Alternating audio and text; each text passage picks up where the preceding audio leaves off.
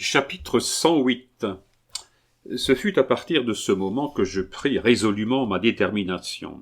Comme Fernand Cortès, j'avais brûlé mes vaisseaux, il me fallait triompher ou tendre la gorge. Malheureusement, je ne jouais pas pour moi seul. Ma pauvre mère était de moitié dans mon enjeu. Quoique Soulier, plus malheureux que nous, n'eût encore rien eu de joué, j'avais deviné tout ce qu'il y avait de force dans cette imagination en travail, et j'étais résolu à faire, en collaboration avec lui, une œuvre de quelque importance. Je partageais un peu au fond l'avis de M. Houdard touchant mes 2 dernières productions, et la preuve, c'est que je n'avais voulu mettre mon nom ni à l'une ni à l'autre, tandis que, par un instinct qui ne me trompait pas, je l'avais mis à l'ode sur la mort du général Foy, aux nouvelles contemporaines et au pâtre romain. Mais au théâtre, j'étais bien décidé à ne signer qu'une œuvre appelée à un grand retentissement. Soulier avait déménagé, il occupait un logement à la gare d'Ivry. Je ne sais quelle société l'avait mis à la tête d'une scierie mécanique dans laquelle il employait une centaine d'ouvriers. Relativement à nous, Soulier se trouvait riche. Il avait la petite pension que lui faisait son père, plus ses appointements comme directeur d'un établissement industriel. Il en résultait qu'il pouvait remuer un peu d'or dans ses poches, ce qui nous était défendu, à nous.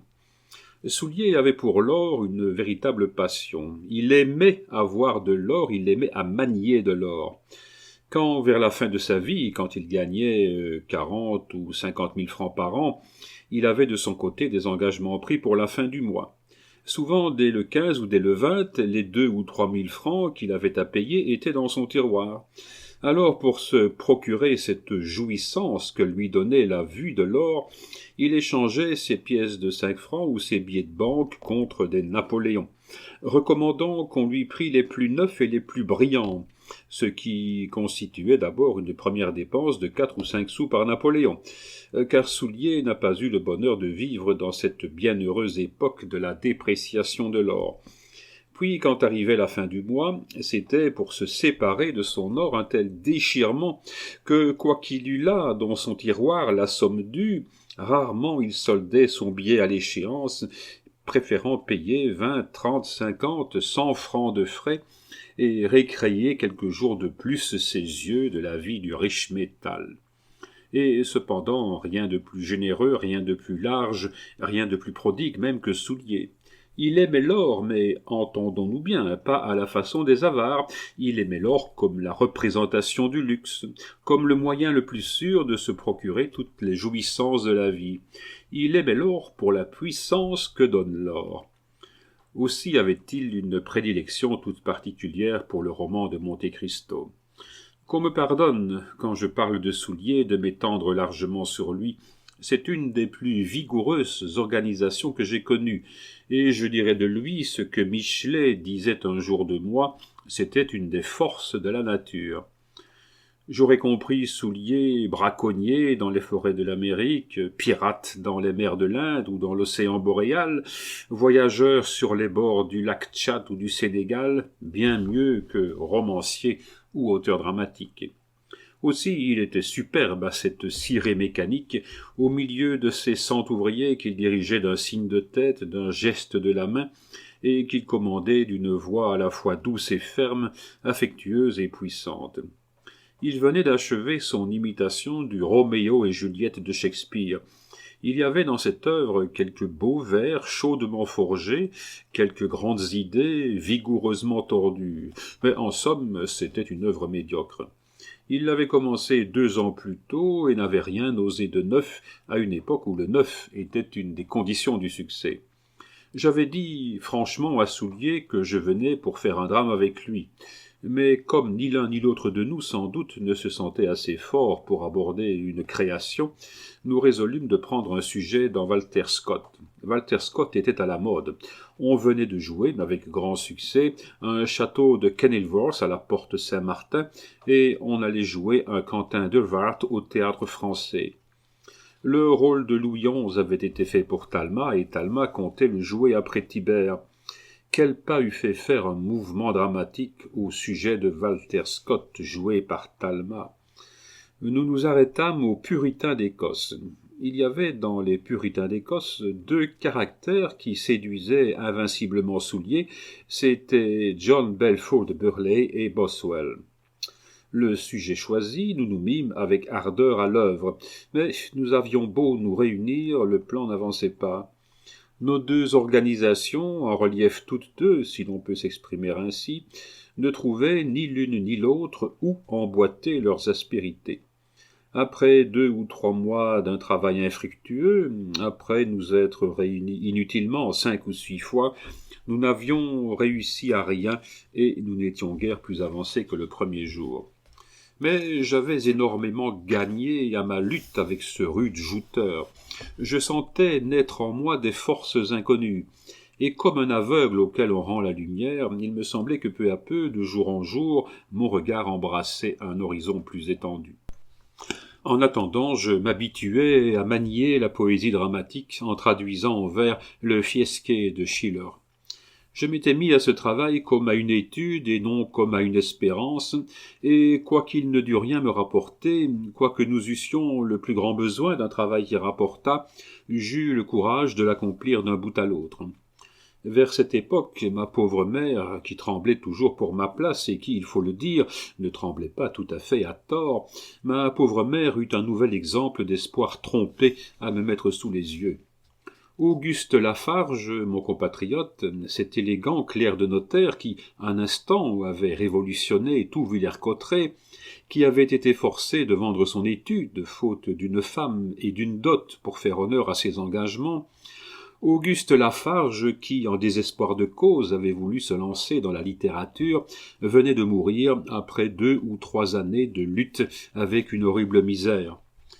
J'eus beau dire à ma mère qu'il n'y avait jamais eu dans Lafarge l'étoffe d'un poète dramatique, j'eus beau lui dire qu'il n'avait pas lutté, mais qu'il s'était au contraire laissé vaincre sans combat, j'eus beau lui dire qu'il y avait en moi une énergie et une volonté dont Lafarge n'avait jamais eu l'ombre, le fait matériel était qu'il avait eu faim et misère, et qu'il y avait mort et cadavre. Un autre fait qui eût dû la tranquilliser lui donnait encore de nouvelles craintes. Betts avait eu de l'avancement. On se rappelle Betts, cet excellent garçon qui m'avait servi de témoin dans mon duel avec monsieur B. Il était passé commis principal à 2400 francs et avait laissé vacante une place de commis d'ordre à 2000 francs. Cette place de commis d'ordre à 2000 francs, on la donna à Ernest, qui, de son côté, laissa vacante une place de 1800 francs.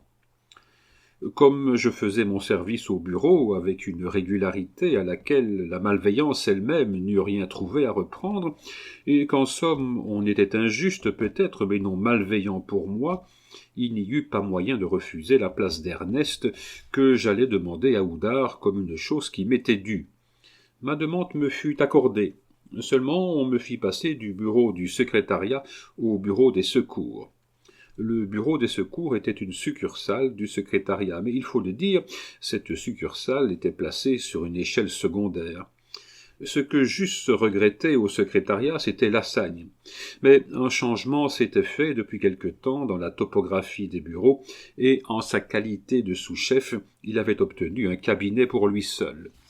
Il en résultait que j'étais tout aussi près de lui au bureau de secours que je ne l'eusse été dans le nouvel aménagement du secrétariat. Je gagnai 2 choses à ce changement. D'abord une augmentation d'appointement, ensuite une liberté plus grande, puisque chargé de prendre des renseignements sur les malheureux qui demandaient des secours, je passais parfois mes journées entières à courir Paris d'un bout à l'autre.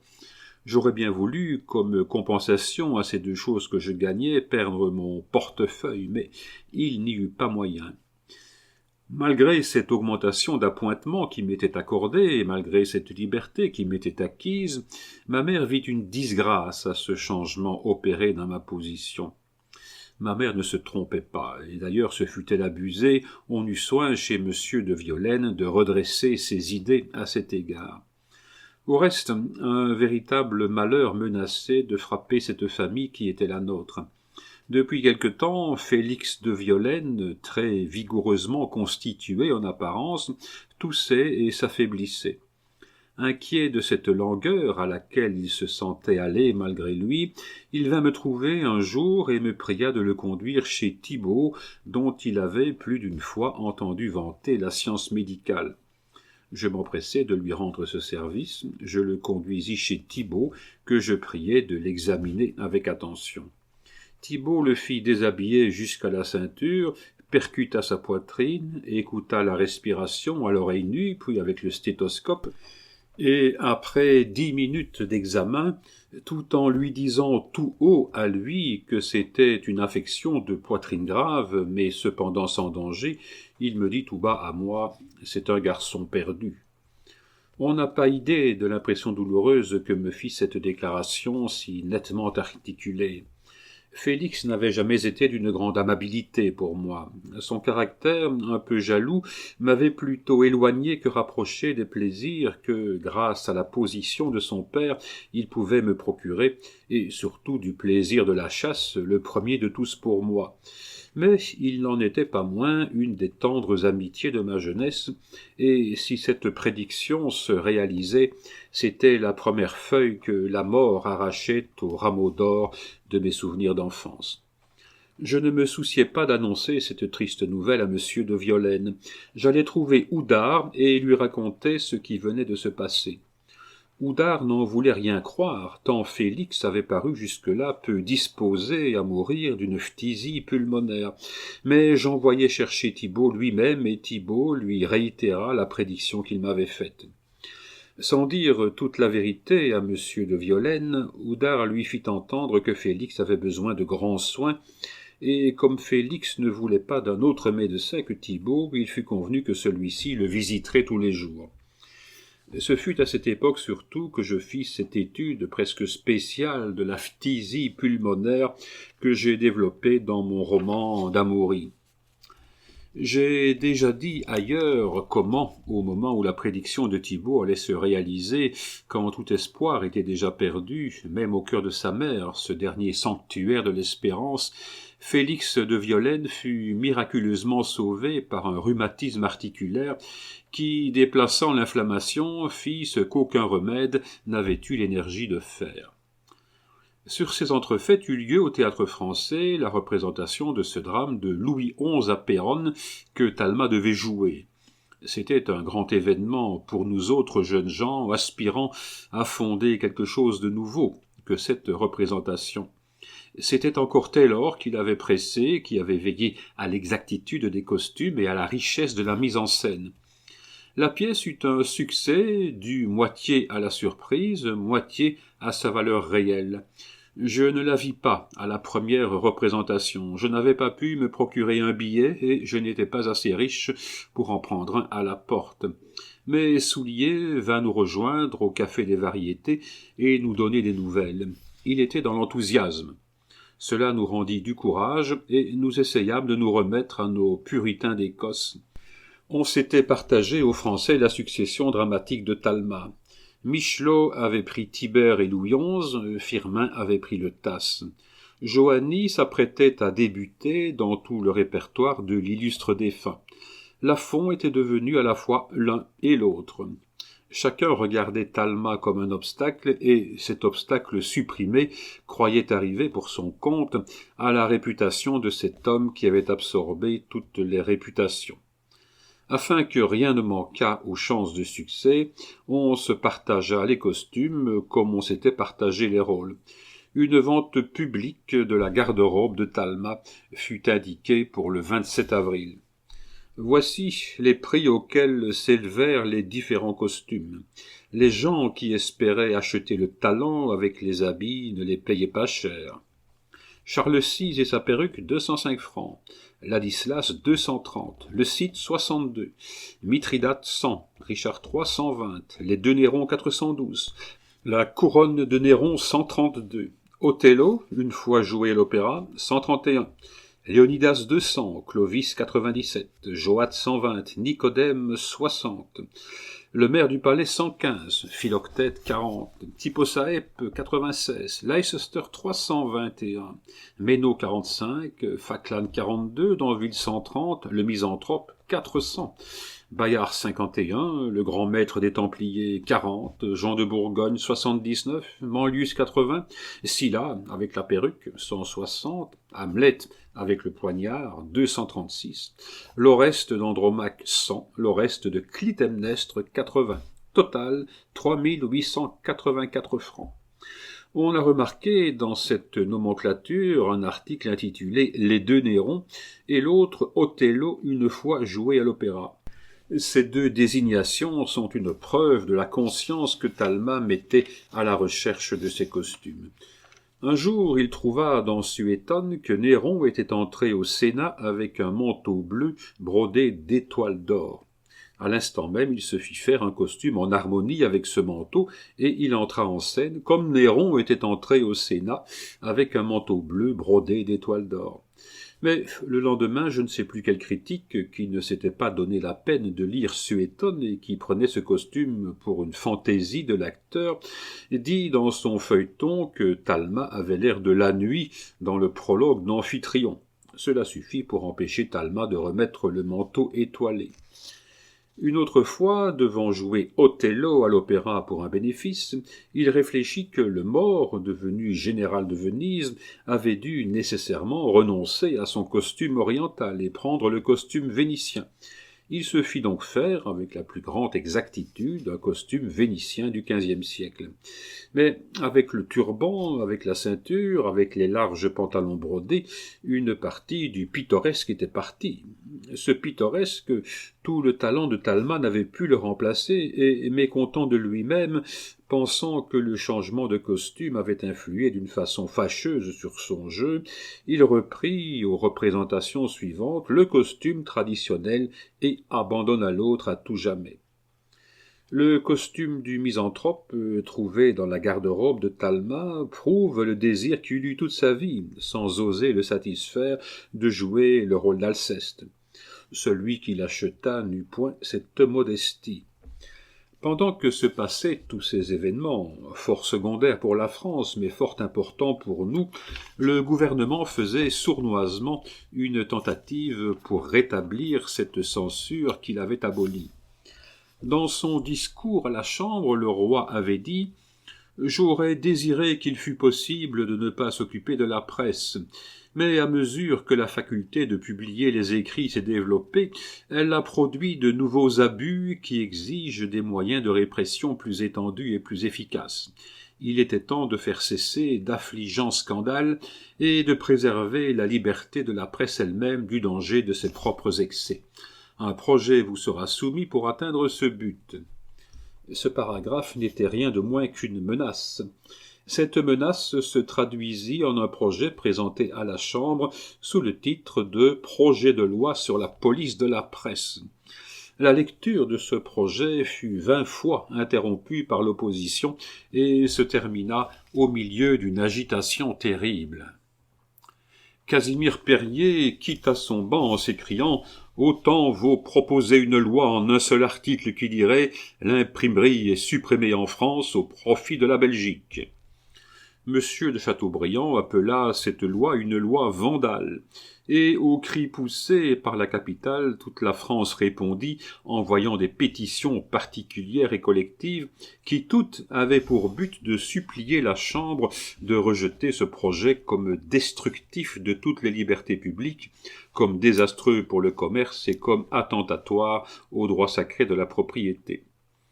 Au milieu de cette terrible manifestation, qui en 1827 présageait déjà de l'opposition armée de 1830, le Moniteur eut l'adresse, ou la perfidie, on ne connaît jamais bien le fond des sentiments du Moniteur, enfin le Moniteur eut l'adresse ou la perfidie, dans un article apologétique qu'il fit de cette loi, de la qualifier de loi de justice et d'amour.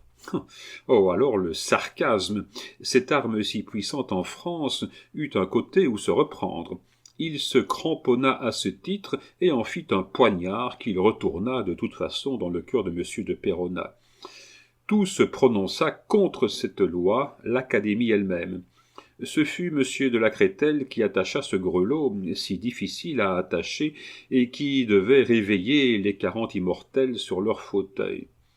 Le 4 janvier, il lut un discours plein d'énergie sur les inconvénients du projet de loi, sur les entraves qu'il osait mettre à la pensée. Il répudiait cette nouvelle censure qui faisait les imprimeurs juges des auteurs et demandait que l'Académie, usant de son droit, suppliât le roi de se rendre au vœu des 40 en retirant ce projet de loi. Après une discussion d'1 heure, il fut résolu, à la presque unanimité, que cette supplique serait présentée au roi, et l'on nomma pour la rédiger messieurs de Chateaubriand, de Lacrételle et Villemin. Le 21 janvier, on lisait au Moniteur l'ordonnance suivante. Article 1er. La nomination du sieur Villemin, maître des requêtes au Conseil d'État, est révoquée. Puis plus bas, par décision du roi, M. Michaud de l'Académie française ne fait plus partie des lecteurs de Sa Majesté. Par arrêté de son Excellence, le ministre de l'Intérieur, en date de ce jour, M. de la Crételle a été révoqué de ses fonctions de censeur dramatique. Cette persécution fut accueillie par un cri de réprobation contre le gouvernement et par un élan de sympathie vers les victimes de la brutalité ministérielle. Enfin, ce concert d'opposition monta tellement haut qu'il atteignit les proportions de la menace, et que le gouvernement effrayé retira le 18 avril le projet de loi qu'il avait proposé le 29 novembre. Alors une joie bruyante éclata dans Paris. Les maisons semblèrent rejeter elles-mêmes leurs habitants dans les rues. Chacun s'aborda, le visage joyeux et la main étendue. Les ouvriers et imprimeurs parcoururent les boulevards au cri de « Vive le roi !» en faisant flotter les plis d'un drapeau blanc, et, le soir, une illumination générale enflamma Paris. Mais, dans sa mauvaise humeur, le gouvernement fit intervenir la force armée. Il y eut des coups donnés, des blessures reçues, et l'on fit honneur, non pas à l'intelligence, mais à la crainte du roi, du retrait de la fameuse loi de justice et d'amour. Aussi, lorsque Charles X, pauvre monarque aveugle et sourd, croyant que l'enthousiasme produit par son avènement au trône durait toujours, indiqua pour le 29 avril une revue de la garde nationale au Champ de Mars, à son grand étonnement entendit-il se mêler à ces cris de « Vive le roi !» avec lesquels on grise les souverains à les faire chanceler sur leur trône, entendit-il se mêler, perçants et acharnés, les cris de « À bas les ministres, à bas les jésuites !»